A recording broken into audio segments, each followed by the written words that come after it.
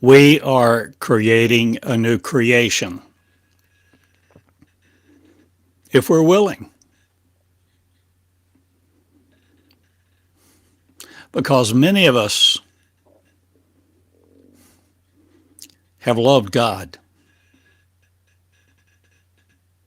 And God has been formed in our image.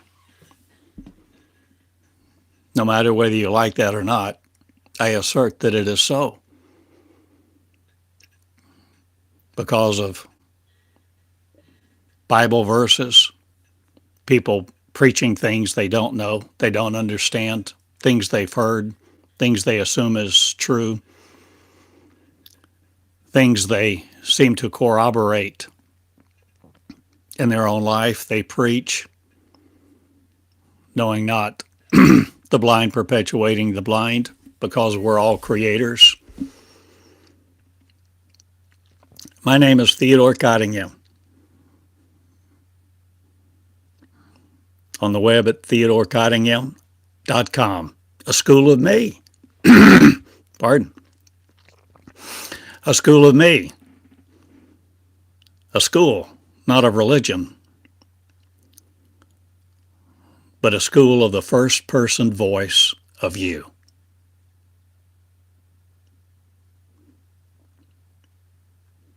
Not the one that comes out of you like you think that has been programmed by someone else, but the voice of your love. And loving love shall continue no more as follows the followers. Or did love ever just follow? Or was love ever entreated? Or did you just treat love like dirt under your feet? Call you flesh, wounded by it?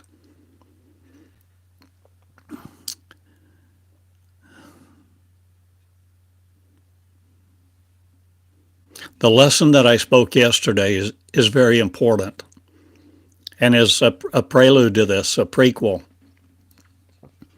Because you see, I learn from what I teach. I learn as I teach. I learn because I'm one consciousness. I learn through what I know, through what I've received, through the mind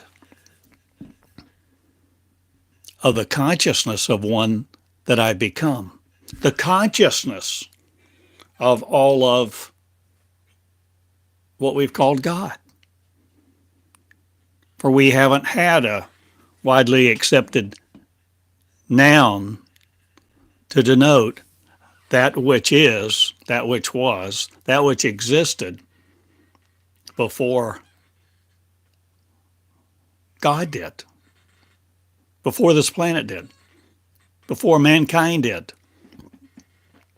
before time, space, and gravity.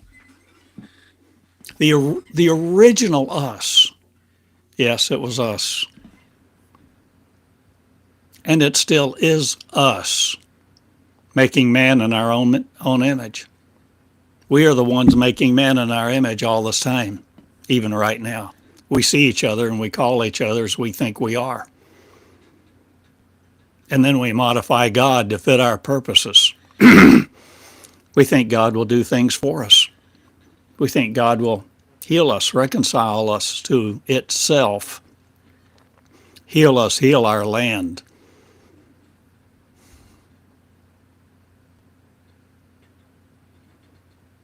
But we haven't known the story because we haven't been willing to know the story, because we haven't wanted correction. We've been taught to believe, have faith, have faith, have faith. That God is unknowable, that God is a mystery. And you can't know these things in this life until you get to another, so you must die. Just wait around and die.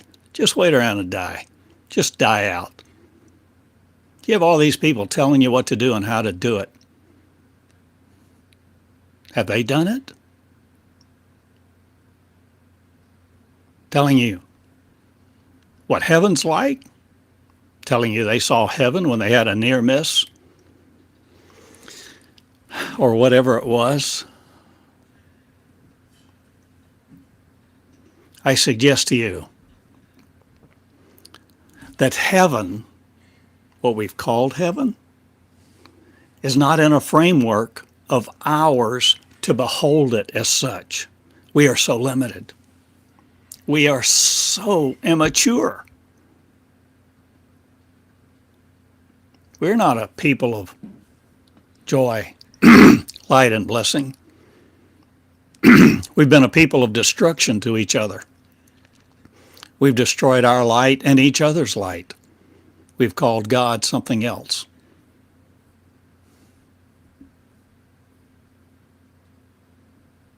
But if you want to know the truth, friend, I suggest to you, there's only one way, no matter what you do, think, or believe. If you want to know the truth, you become it.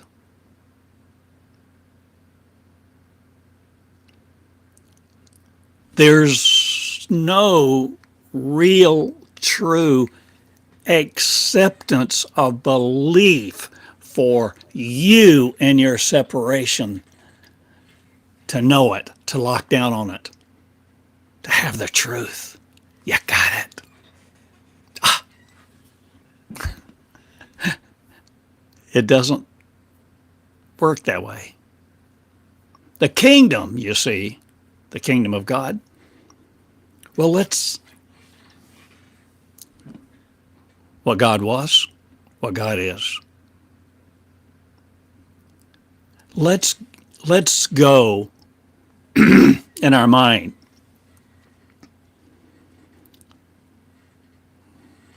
to where the beginning began. Before God was, before God existed in the mind of man, before the mind of man existed in separation, before the Big Bang.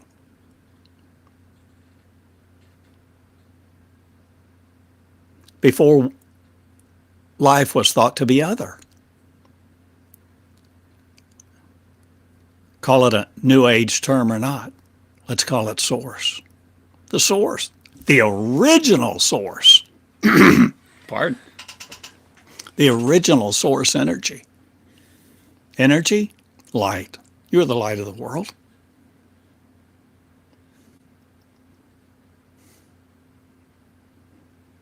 Be not afraid of terms that you haven't liked or that you think are appropriate or not appropriate. Be not afraid to learn, to listen, and to create your reality anew as the creator. For the creator is you, my friend. And for us to come into our promised land, that which is real beyond sight, beyond the limitations of our molecular existence, beyond what our present mind can comprehend,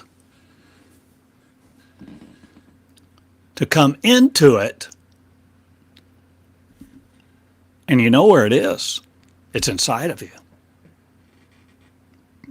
But before, my friend, you can come into it, into reality, true, the infinite, immortal you, being you who you really are, operating in the infinite scope of I am one. There are things we must lay down. And I suggest to you, we must lay down our concept of God. We, as humans, it's innate, it's inherent the way the mind works to have a picture. You have a word picture.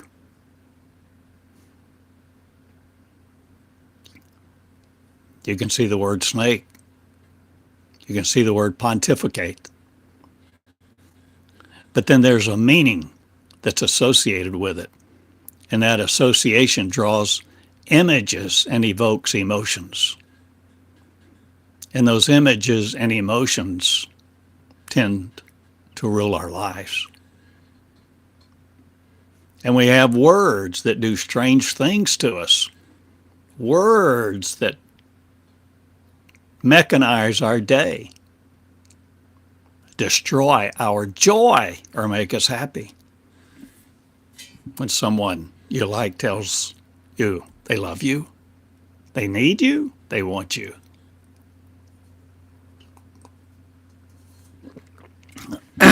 Pardon. What if what we have called God, but I'm referring now to the original source energy of us, what if the original message is, I give you me? The one that you envisioned on the throne is a man, maybe a woman. But so many have Bibles that treat God as male and call it father. Male, male, male. Father, father, father. Male. Oh, brother. See, there's more to the story.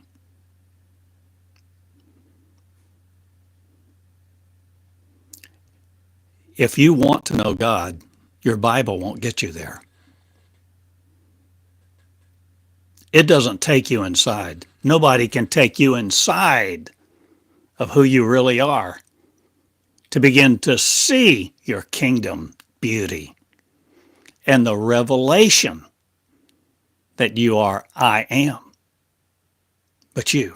Nobody but you. You can't point your finger to a pastor, preacher, priest, prophecy, things of old, looking toward things of the future. You see, yesterday I spoke very, very surrenderedly. I speak. I teach like this. I speak like this. I share things many, many times that I didn't know. And I listen to me speak them because I have become one consciousness. It's the union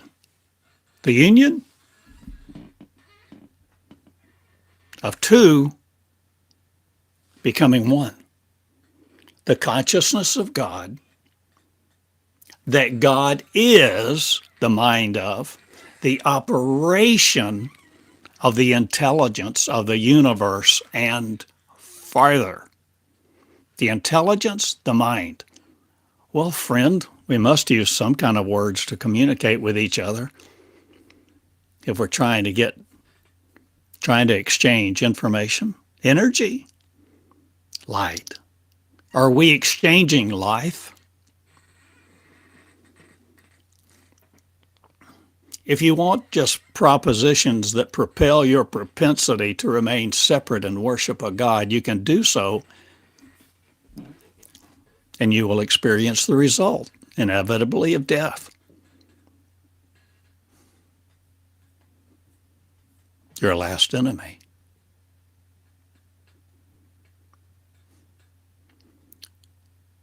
But friend, it's time we go beyond the idea that we even have an enemy. It's time we go beyond the idea of duality. Let us lay down our toy thoughts, our pet rock, our little comforting blanket. Let us lay down things which we've romanced. The idea Oh, we're the bride of Christ. The bride of Christ. Christ being male? Christ being... Well, what are you willing to know? Union? Marriage? What do these things speak of? Or do they speak to a much larger picture than historicity has ever given us?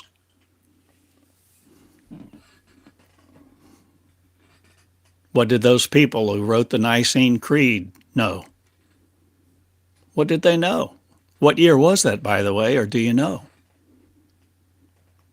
And how did that come about that so many millions of people speak every Sunday, repeating it, the declaration of what they believe, that damns them?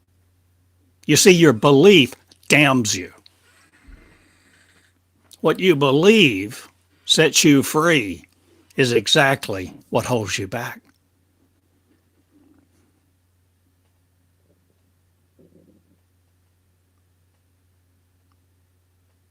When you're willing to let go of your truth, when you are willing to let go of all that you have held dear, your wife, your husband, your God, your belief, your existence in flesh, when you're willing to surrender, to say, here I am, and you're willing to quit saying things that denote your separation, like, use me for your glory. I prayed that prayer for decades. I was a very devoted, dedicated, devout, diligent Christian with thousands of hours of study. But I began to learn there was more, because I began to learn to let the voice within me teach me. But I didn't know it was within me, because I began just like most people. So many of my writings, you see, first person words of God, God began to speak to me. That's how I said it. And that's what the diction and grammar portray, because that was all I could handle. I couldn't handle what I know now. I couldn't be taught, even by God, what I know now, 20 years ago. We can't teach advanced differential calculus and differential equations and talk about the quantum world to a 3-year-old. They can't handle it. They don't know.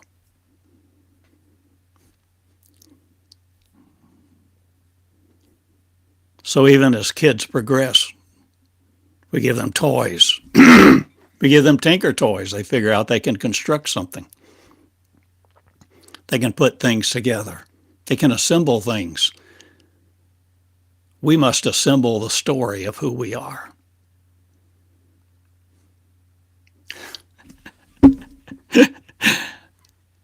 We must rewrite the code. The code that is coded into our genes. Literally, the genetic of truth. The genetics of truth that keep us here in flesh until we die. We have the opportunity to rewrite. Remember yesterday I mentioned The Adjustment Bureau, the movie. Great movie. Highly recommended. I love it.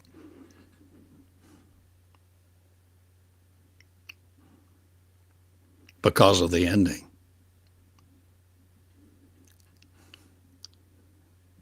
You have the privilege because you, my friend, are the creator of you. We haven't known this We haven't believed it. We haven't wanted to believe it. We wanted to enjoy being little in our own sight. And God having the responsibility. God having the responsibility to love us, to heal us. And we become spectators to the creation story. We were never meant to be spectators. People that worshiped God, it was never the heart of what we're calling God to receive worship. Never. That was all contrived to control. And that which controls you and wants to control you and wants to give you its truth, baby, run from. The people that look at you and say, you have no business wearing that. You have no business thinking that. What will the neighbors think? What will the church people think? What will God think? My friend, grow up.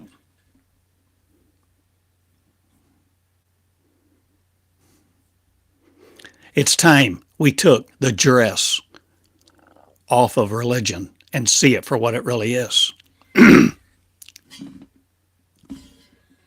Control.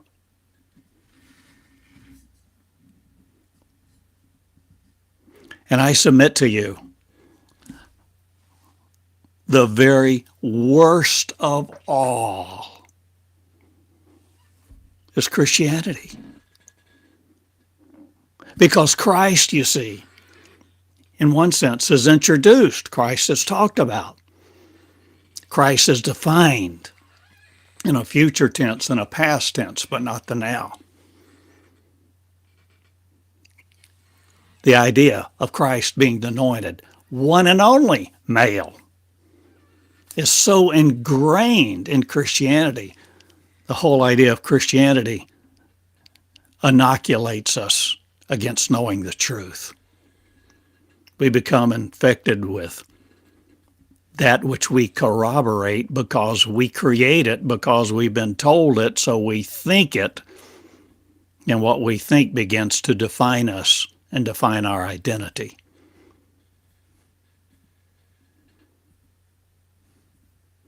When you're willing to go where no man has gone, when you're willing to give up God, your God worship, when you're willing to give up your worship of the Bible, and you begin to realize that what love is will communicate with you directly. Source love before time began. And learn that source love is not male. Source love is feminine. Source love is a nurturing love, a reproductive love. Source love communicates without syllables. And source love leads gently. Pseudo-love demands. Pseudo-love has brutality. It's inherent, it's innate.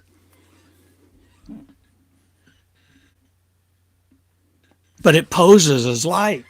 We haven't known light from darkness. We haven't known good from evil.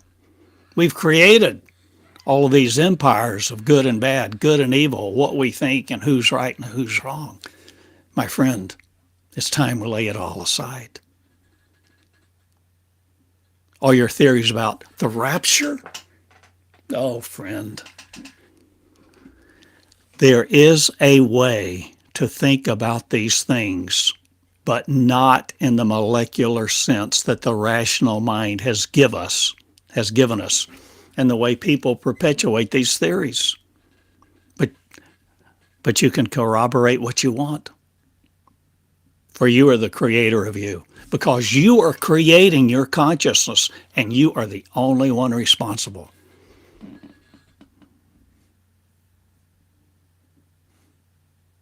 And it's time we stand up. It's time we realize our It's time we begin to mature. Let us lay down the elementary principles of this world and its duality, and quit talking about the power of the resurrection. And let's begin to talk about something more powerful than anything that exists in the world. The power of surrender.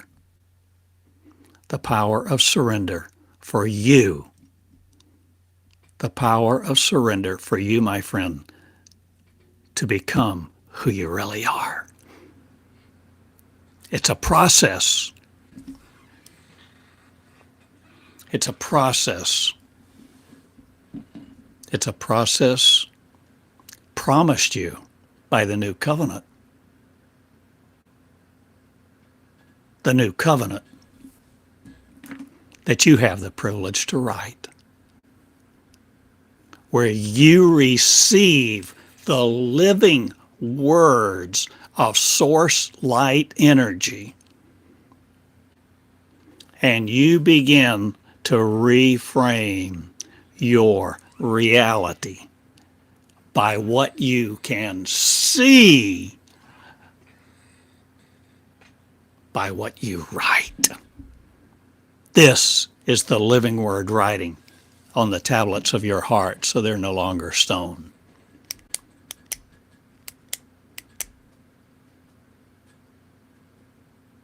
It is imperative, if you want to know God,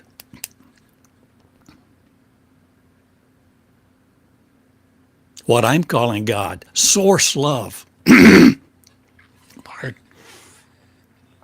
Source love will teach you from within, and it's not a voice. Most of my life I called it the voice of God, and still refer to it at times to the voice of God.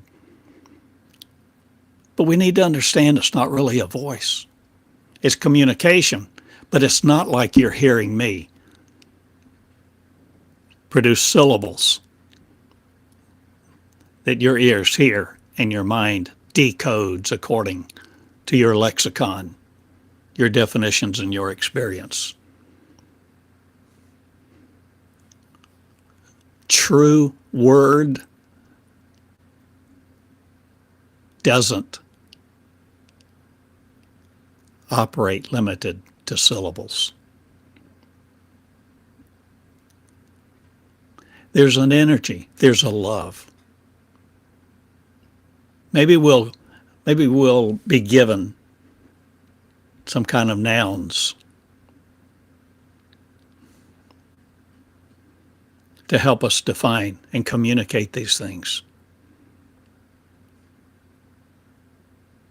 But I invite you, my friends, this message is about becoming the real you, the unlimited you, the eternal, infinite, immortal you, so that you rewrite the code. And you rewrite the code day by day by what you see, think, feel, and become.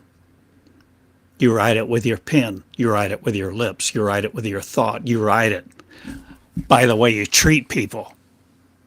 You write it by keeping your word, being punctual, by loving the people in the gutter, not by damning the affluent or those who wreak havoc on your present reality, because you're not subject to the present reality. This is the thing. The point is, you're who you are because of love.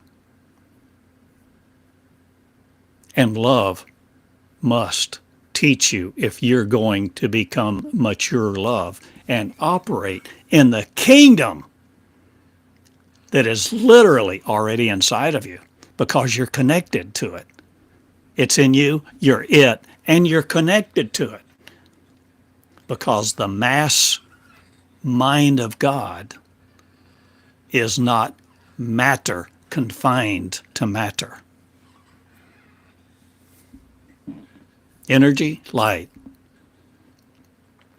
We've constructed our reality by what we see. We've constructed God by our own reality and what we think were their own ours, our logic and rationale. But my friend, it's not that way. Is God male or female? Or does it matter?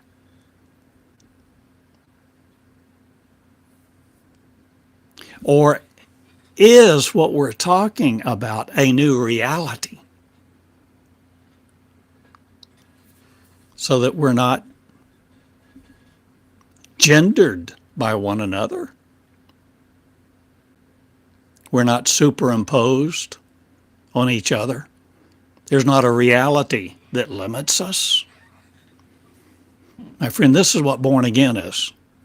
Born again is a new creation of a new reality with a new view that is eternal, immortal, infinite, and understands the operation of the Most High and doesn't limit it to the rationale in a book or an image of God or something a priest gave us, or even a vision that we had that was so precious to us when we were 9 or 10, like I had. So at 9 years old, an angel came to me.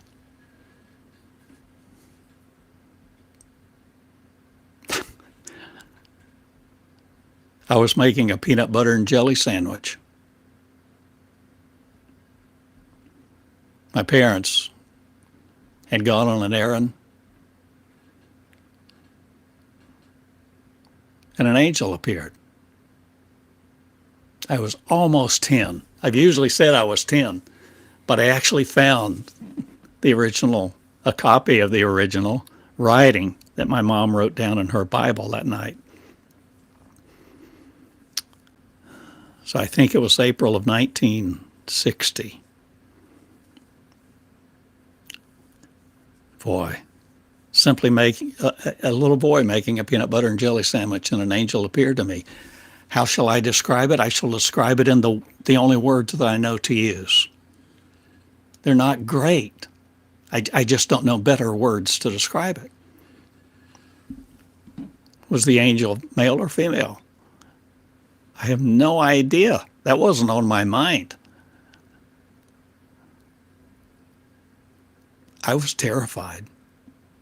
I was shocked. I was speechless. This angel, I don't know how else to describe it hardly, but white light. Very gentle. Waited on me to register this experience. It was not in a hurry.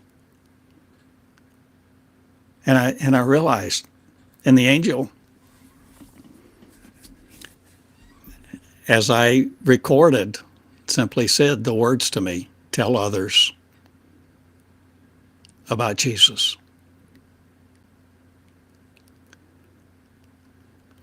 Waited there patiently, so lovingly,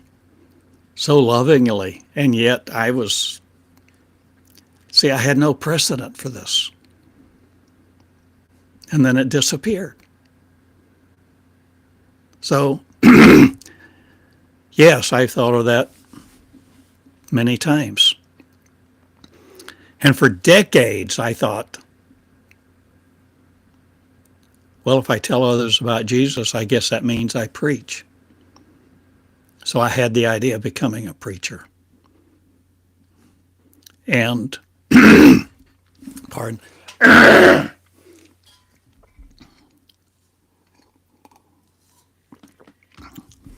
but see, the more that I began to pursue God, the more dissatisfied I felt with knowing about God and understanding how many people had different interpretations of the Bible, how many different Bibles there were, and the fact that words of the Bible are often changed ever so slightly with every single printing, and many of them have been printed hundreds of times.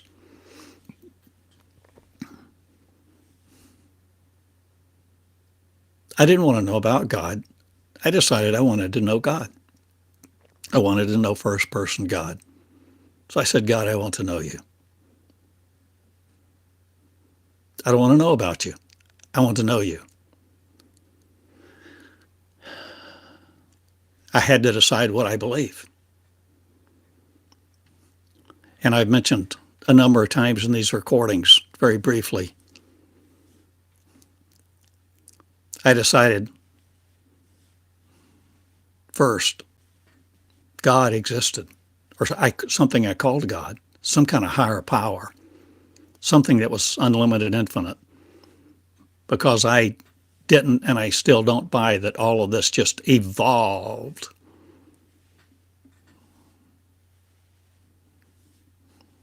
There's more than an intelligent design. The speed of light as a cap didn't evolve. Anyway, another subject. But I decided I wanted to know God. I decided God existed, and I decided God communicated whatever God is. And I decided if I couldn't hear God, it's not God's fault.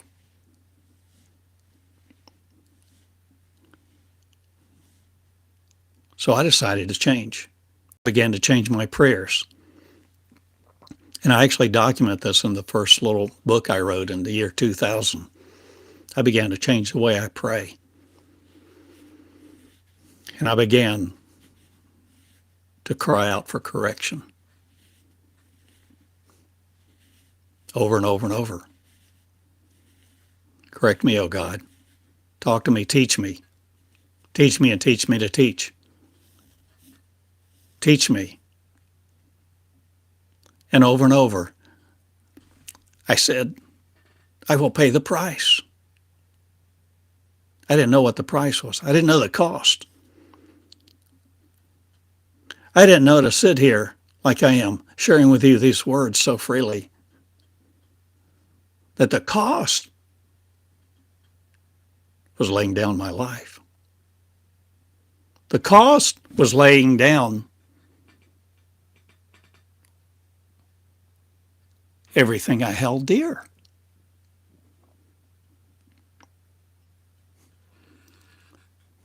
Do you really know the words in red when Jesus said, so many people think it's all about peace and prosperity for the adherents of Christianity. But I tell you, there's more to the story.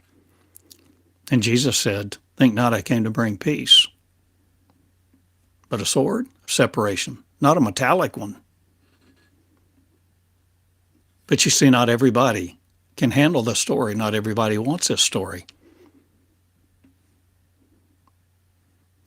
But if you want truth, it's the most costly thing. Truth is the most costly of all that you can pursue. And it's inside of you. And the only way you unlock it is with surrender. Surrender to be who you really are. Surrender to rewire your crown. Surrender to the genetics of truth that flow in you, through your living word to each other. The living word creates the life of one. One what? One God, one consciousness. The creation of love creates love. And love is differentiated from love that loves rules, love that loves control. Big difference, big gap.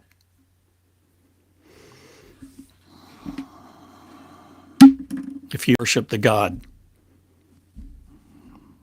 that desires the sacrifice, blood sacrifice, I don't want your God. I defeat your God. I defeat all your gods. In fact, everybody on earth, whatever image of God that you hold, that you think is outside of you, I defeat your God.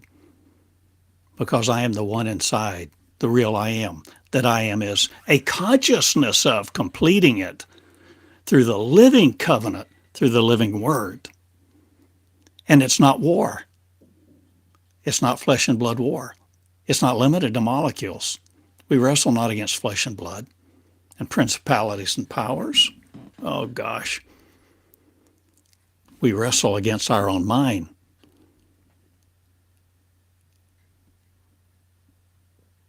Because the mind of separation wants to remain in separation and in control. But the mind of light is still the regal, royal privilege of you to turn on, to connect, to pick up your pen, to take time every day to learn a new learning system. This is the origination of the new covenant. The new covenant wasn't written in the past. The new covenant is waiting for you to write it.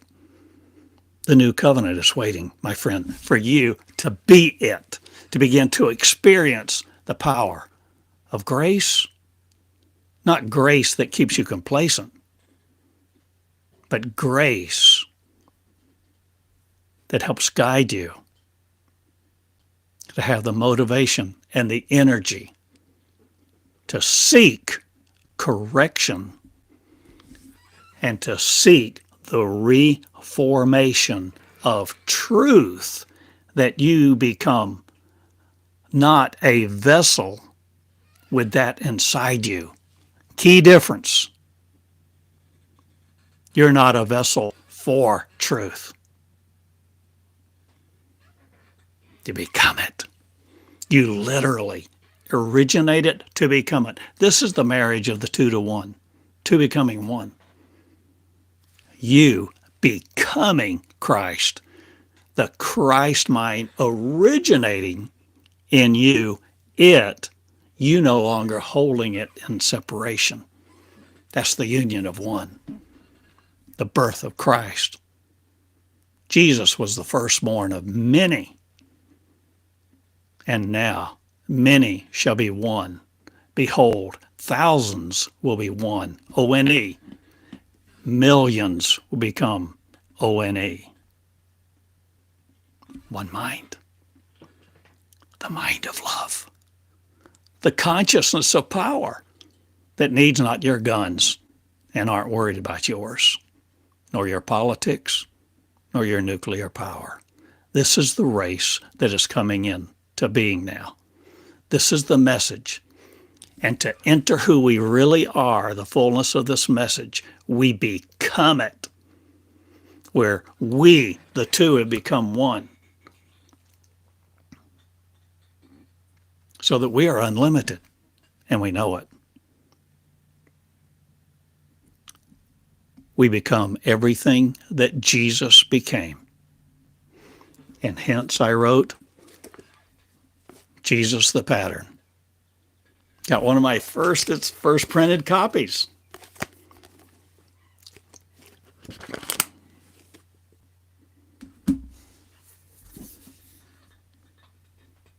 It's not an easy message. You don't just say a little prayer. You write your covenant. And how long does it take? I suggest it takes 70 weeks. Go study the New Covenant if you want to. And what happens after 70 weeks?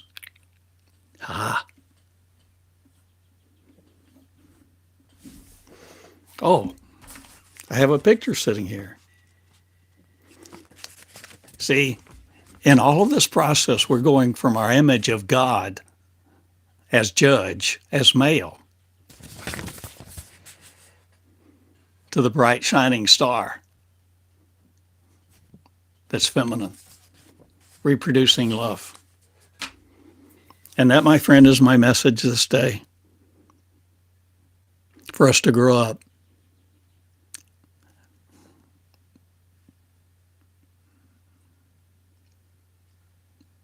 Let us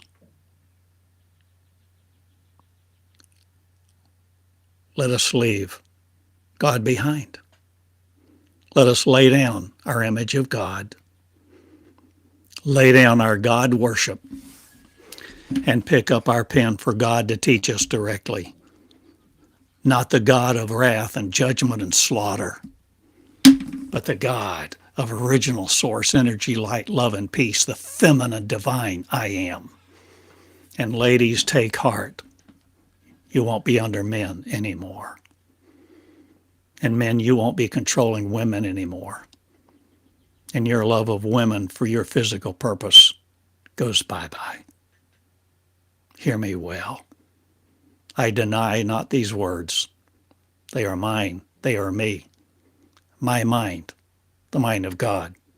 God I become. God one mind of. To behold the Christ is you too who will be it. To experience denial no more. But the realization, recognition, revelation of the new birth, for you to birth it. The seed that you bring forth through your lips and your pen, literally changing your genetics, the wiring of your mind, to be in tune with the frequency of heaven, the frequency of the regeneration of the Christ, no matter what you call it, no matter whether you like these terms or words or not. I love you, and I pray for your love to be manifest in you, to you, of you, for you to be it to each other. Love each other. Keep your word. Love each other. Learn to relearn what love is. Be willing to realize truth is not stagnant. Truth is what will teach you what you need to know, what you're willing to know at your maturity level. Remember, you can't study the quantum world at 3 years old. Truth does not evolve. Truth teaches truth to become it. Where you experience to become the one in the world who heals it now. So there'll be a lot of differences, and there'll be a lot of wailing and gnashing of teeth here on earth as the truth is revealed more and more to people of every nation, tribe, and tongue. As simple people, common people just like you and me. Common people. Begin to walk around doing the things that Jesus did and more. This is our privilege to birth us out of this mess, to come out of the limitations of slavery to the flesh and each other and religious thoughts, and heal the land, heal the Christ. Who is the Christ? All who will be it. And people will see miracles now at the hands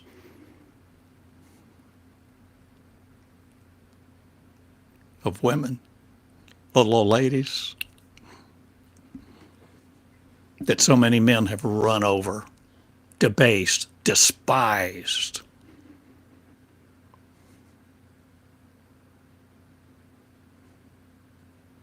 For the power of love is here, and it will be recognized, and love will not be put down. This is more than a major change. This is the new beginning of the new me, where me is the mind of God. Original source energy, not the reiterated, degraded, dumbed down version of this thing between our ears. Okay, I love you all. Study these words. Record these words. If you're in the school of me, if you're in the school of Theodore Cottingham, there's a cost. Sure, I invite you to learn what tuition is, and I appreciate remuneration to operate the expenses in my life associated with this. But I'm not limited to all this, and I go now, and I have fun, And I'm going to go do the things I want to do with the people of light that will be light and no longer cast their crown at the feet of those who think God is someone to be worshiped anymore. Wear your crown and ignite it with the source of you. And it's the opposite of arrogance. It takes great humility to operate in what I'm speaking of. To become love and love love first. Love not the body. Love not the mind. Love love. And love will teach you as you recreate you in the genetics of the living Christ, the living Word, that, my friend, looks just like you. And you are beautiful. And I love you. And I go now. Thank you for listening and sharing these words. TheodoreCottingham.com. Be the real you. The one that need not take your clothes off for another, but to wear the light of Christ, the light of love. It's a new day, a new way, a new reality, a new view. Those are section titles, and Jesus the pattern. I love you. Be the real you. Be the real you. There's nobody like you. You're unique. And we all need each other more than we ever understood in the past. And no matter what others look like to you, no matter what they've done, no matter what if they smell funny, look funny, talk funny, love them.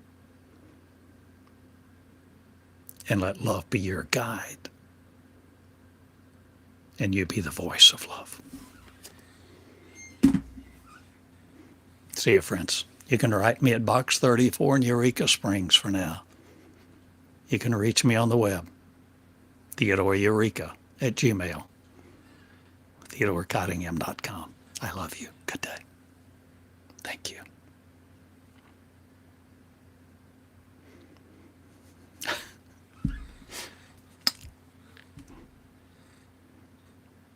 Love, love.